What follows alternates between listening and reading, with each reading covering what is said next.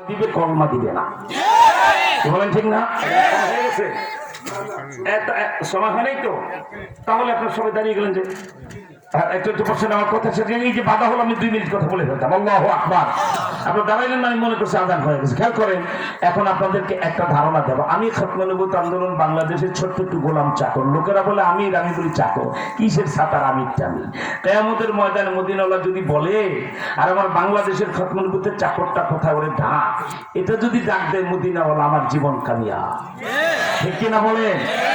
আমার ভাইরা, আমি আমার পক্ষ থেকে খতমে নবুয়ত আন্দোলন বাংলাদেশের পক্ষ থেকে এদেশের রাজনীতিবিদদের প্রতি গেল 1 মাস ধরে আহ্বান জানাচ্ছি। বিশেষ করে ইসলামকে রাষ্ট্র ক্ষমতায় নিতে হলে, এবারে নির্বাচনে বিজয়ী করতে হলে আমার ভাইরা হেফাজত ইসলাম বাংলাদেশ মুরব্বী সংগঠন এটাকে মেনে, এটাকে শ্রদ্ধা করে দেশের শীর্ষ ওলামায়ে কেরাম, এই জাতির গোটা জাতির মুরব্বী ওলামায়ে কেরাম সব হেফাজতের নেতাকর্মী, ঠিক কিনা? এই হেফাজত, চরমনার ইসলামী আন্দোলন বাংলাদেশের হাত পাখা, জামাত ইসলামী বাংলাদেশ, বাকি তো হেফাজতের প্যাটি আছে 6টা নিবন্ধিত দল, ঠিক কিনা? রাজনৈতিক দল। এই 3 সংগঠন জোট চাই না, আপনাদেরকে এক জায়গায় বারবার বসেন সেটা চাই না। আপনাদের জোটের প্রয়োজনে শুধু চোখে চোখে ইশারা 1 কাপ চা খেয়ে আগামী নির্বাচনে যদি এই 3টা দল আসন সমঝোতা করে নেয়, যে জোট মনে হয় সম্ভব না, এক একজন এক এক রকমের চাল চলন, আমি ব্যাখ্যা দেওয়ার সময় পাচ্ছি না আর দেব না। অন্তত আপনারা এখানে হেফাজতের একজন শীর্ষ আলেম, সবাই প্রার্থী চায় তাকে, জামাত আর চরমনাই তাকে সাপোর্ট দেন, ঠিক কিনা? এই জায়গায় চরমনার একজন যোগ্য ব্যক্তি, রাজনীতিবিদ, রাজপথের লড়াকু ব্যক্তিত্ব, রাজনীতি বুঝেন, পার্লামেন্ট বুঝেন, পার্লামেন্টের প্রসিডিও বুঝেন, পার্লামেন্টের স্পিকারের গদি কাপায়ে কিভাবে বক্তব্য দিতে হবে, ইনুমিনিদের কলজা গুড্ডার ভিতর কিভাবে ভূমিকম্প সৃষ্টি করতে হবে, সব তিনি জানেন। এমন একজন ইসলামী আন্দোলনের প্রার্থী যদি হয়, আমরা জামাত আর হেফাজত সমর্থন দিয়ে দেবো, ঠিক কিনা?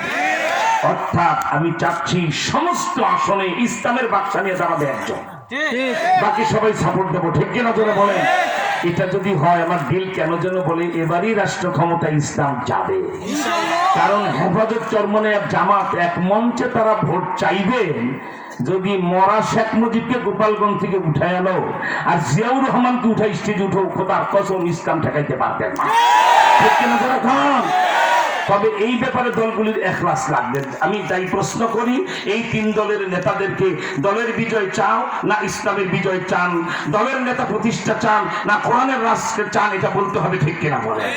এটা যদি একমত হয়ে যান ইসলামের বিজয় চাই, তাহলে আফগানিস্তানের ওলামায়ে কেরাম পরামর্শ করে যদি আলেমকে দেশের প্রধানমন্ত্রী বানাতে পারে। জানেন বর্তমান আফগানিস্তান এত উন্নতি কেন?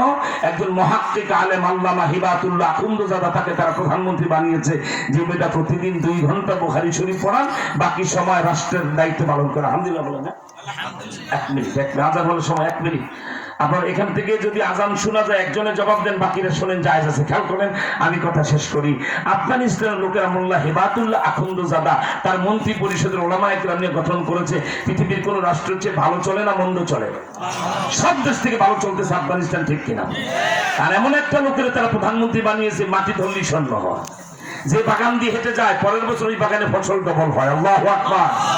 যেই বাগানে আনার হতো 3 মণ, এখন এই 2 বছর ধরে হয় 30 মণ। যেই বাগানে আঙুর হতো 100 টন, এবার হয়েছে 1000 টন। তাই সাফা কলা দিয়ে কোকা কলাকে ধ্বংস করে ফেলেছে তারা, ঠিক কিনা? আবার যেখানে মোল্লা হেবাতুল্লাহ ইঞ্জিনিয়ারদেরকে মাটি খুঁড়তে বলে, সেখানেই তারা খনিজ সম্পদ পায়। আমার ভাইরা, এই মোল্লা হেবাতুল্লাহ আখুন্দজাদা একজন আল্লাহর ওলি। উনি সারা পৃথিবীর ওলামাদের উদ্দেশ্যে ফার্সিতে একটা ভাষণ দিয়েছেন, অনবদ্য ভাষণ, 2 ঘন্টা।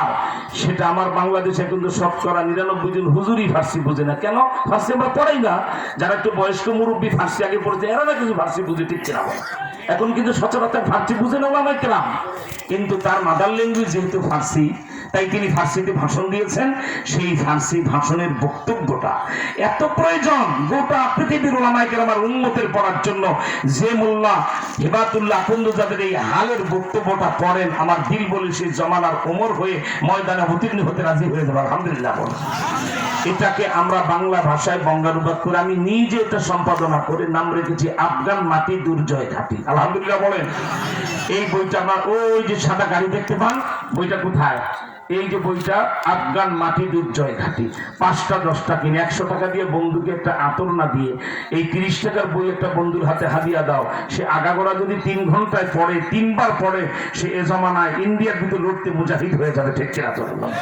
দুই পাশে দুইটা ছবি দেখবেন, একটা হলো এই যে কলম, এটা তালেবানদের পতাকা, যেই পতাকা নিয়ে আমেরিকার যদি মাঠে নামতো আমেরিকার সৈন্যরা উপর থেকে দেখতো এই পতাকা থেকে হাজার হাজার রকেট লঞ্চার এদের দিকে যাচ্ছে, তখনই ওরা আফগান ছেড়ে পালিয়েছে। ঠিক কিনা বলেন? আর স্টেল বোমারু হেলিকপ্টার যেটা 4000 কোটি টাকা লাগে বাংলাদেশি টাকায় বানাতে, ইন্ডিয়ার হাতে একটাও নাই, পাকিস্তানেরও নাই, আমাদেরও নাই।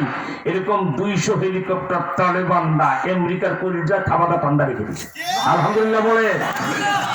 আমার মনে হয় ছবিটা দেখে ইন্ডিয়ান সোলজাররা পেশাব পায়খানা করবে। ঠিক না? ওখান থেকে আপনারা বইটাই মাগরিবের নামাজ